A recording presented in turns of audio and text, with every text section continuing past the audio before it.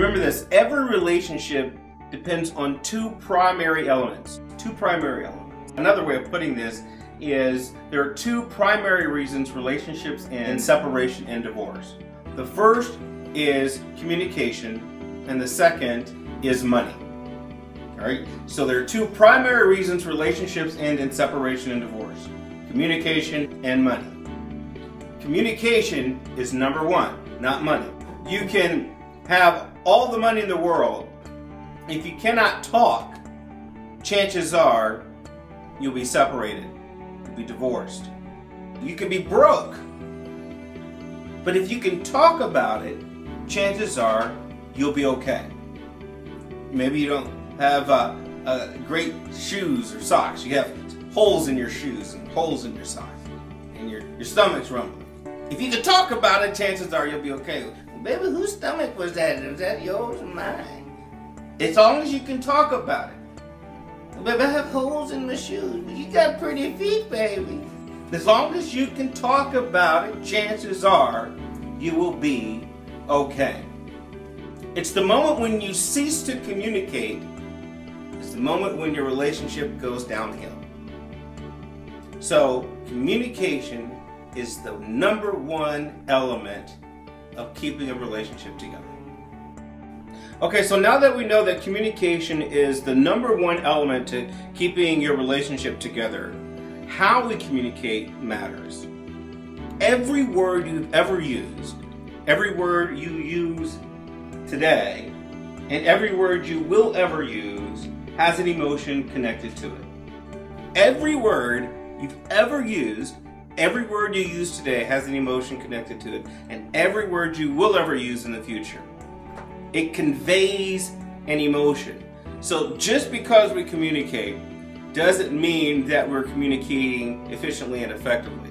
So how you communicate is absolutely critical. Now consider that the indefinite article "an apple" has a very different context, a very different feel to it than the definite article "the apple." You see, the word "the" creates a specific picture in your mind. That's how powerful words can be. Okay? As a life coach and as a counselor, one of the words that I have pulled out of relationship conversations is the word "but."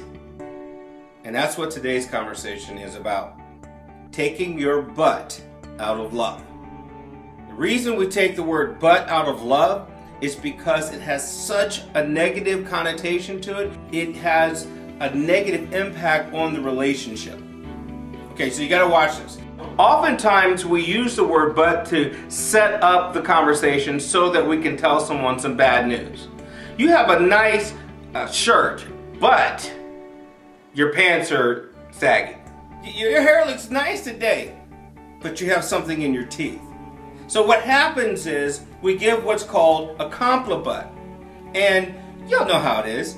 So if someone says your hair looks nice, but you've got something, you know, some lotion still on your ears, some soap on your ear, you don't even hear the compliment anymore. You only hear the slam. Let's take that even more personally.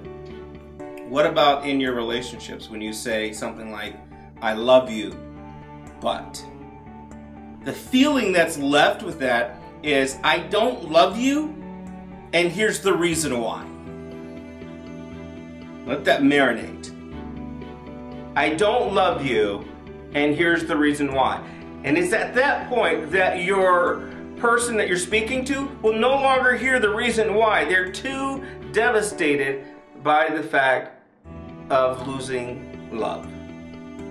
Napoleon Hill tells us that there are 6 basic fears, and one of them is the loss of love of someone. So the next obvious question is, what do you do with your butt?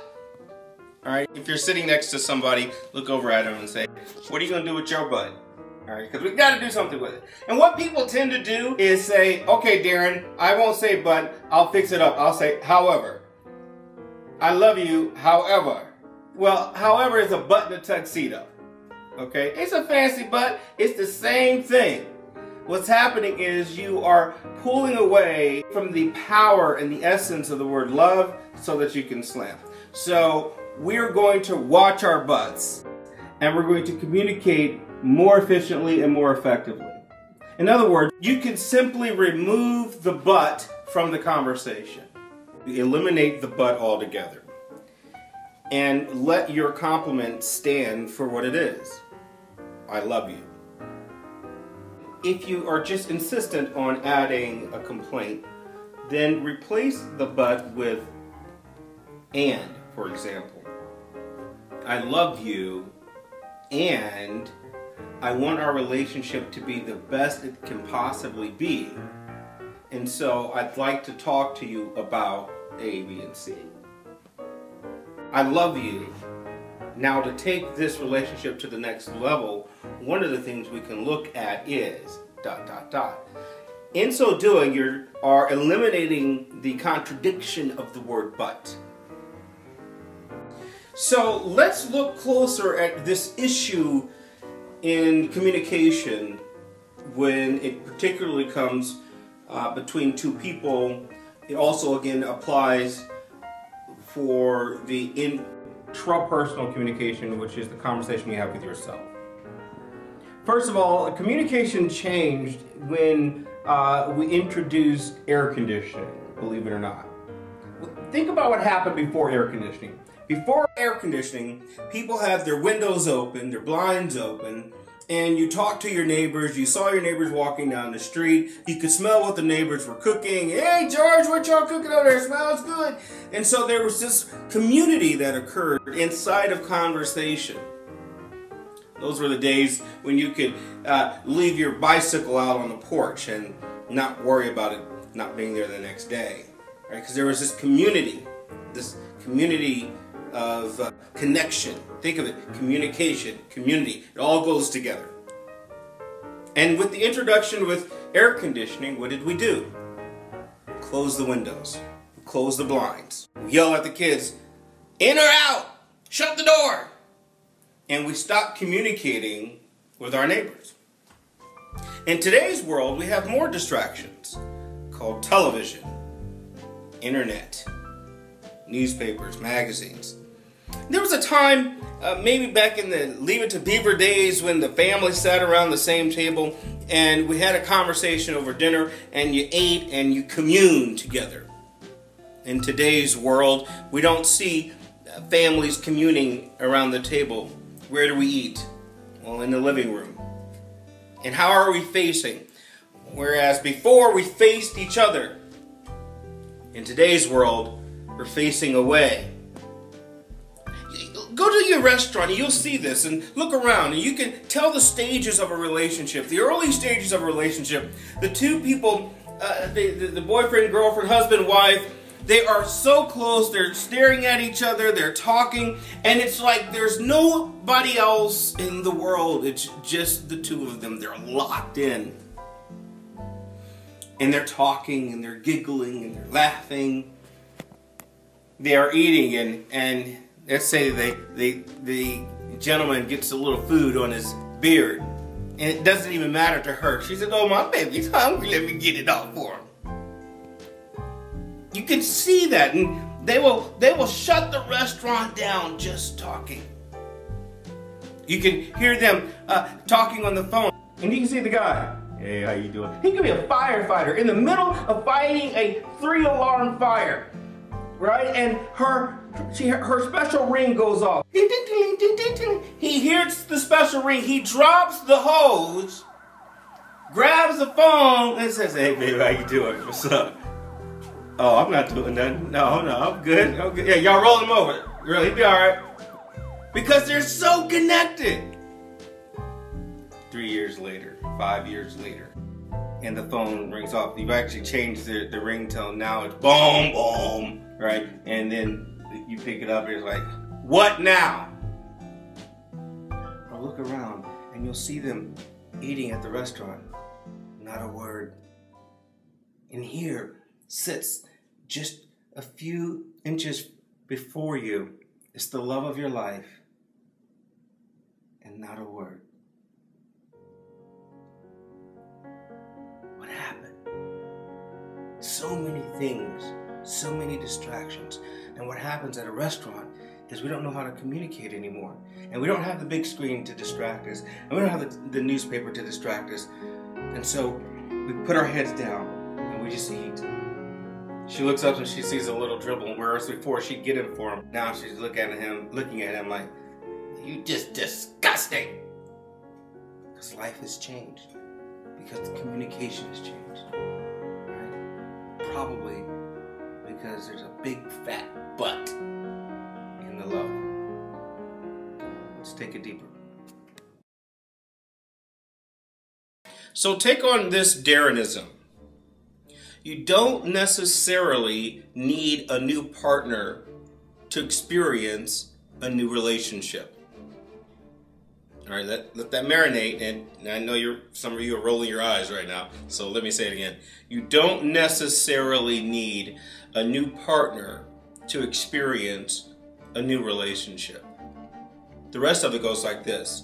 What you need is a new conversation. So you don't necessarily need a new partner to experience a new relationship. What you need is a new conversation. And that conversation actually doesn't begin with other people. That conversation begins with the very first conversation of the day, and that is the conversation with yourself. And that means taking your butt out of love for yourself as well.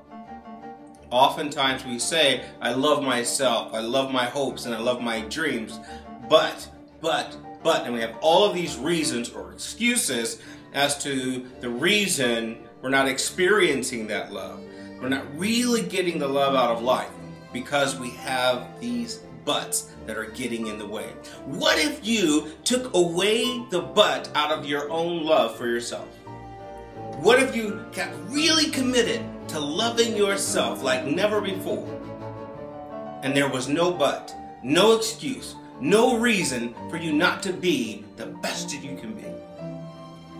And if it applies there, then it will apply to every other conversation, because the conversation you have with yourself impacts and determines every other conversation you have, period.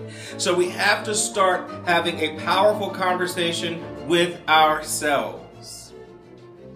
Saying, I love me.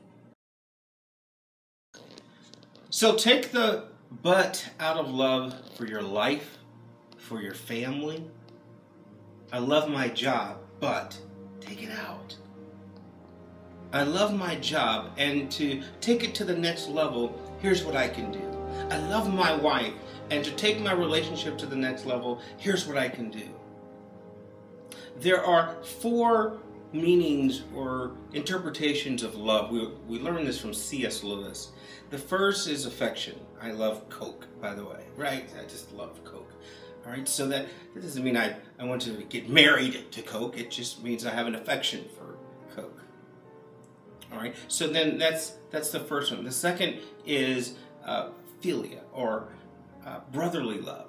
That's where you get the city of Philadelphia, the city of brotherly love. So it's the love that you have with a friend, or love that you have with your brother. It's a love between two people, a certain kind of connection. And then you have what's called eros, or erotic love. Now oftentimes people think this is sexual. While it does include sexual love, it's really a strong emotional love, right? Something that really impacts your emotions, that really has you satisfied emotionally. And then the fourth is the most powerful love, and that's called agape. And that love is the only love that is self-sacrificing. A translation of that would mean, I give you. All the others, it's all about what I get from you. Real love is about what I give you. So why don't you start loving your spouse and tell them that you love them, and this time say, I love you, which means I give you this. I give you myself fully. What about loving yourself in the mirror and saying, you know what, I'm going to give this day to myself fully.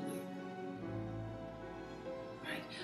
My kids, I love you, and here's what that means. I'm not asking for anything. I'm going to give it to you.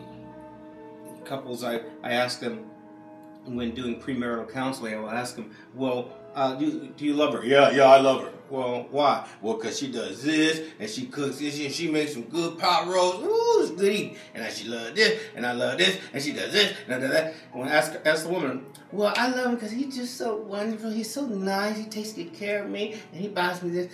Now, notice, both are describing a lower level love because it's all about what they're getting. So in other words, when they stop getting, then they stop experiencing love.